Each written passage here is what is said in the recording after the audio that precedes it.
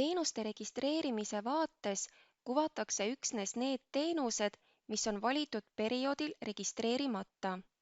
Kui soovid vaadata kõiki valitud perioodil teenusele suunatute andmeid, nii registreeritud kui ka registreerimata, siis tee linnuke kasti Näita kõiki kehtivaid rakendamisi. Näiteks, kui soovid vaadata kõiki maikuus teenust saavate isikute andmeid, siis klõpsa nupule Teenuse osutamise registreerimine.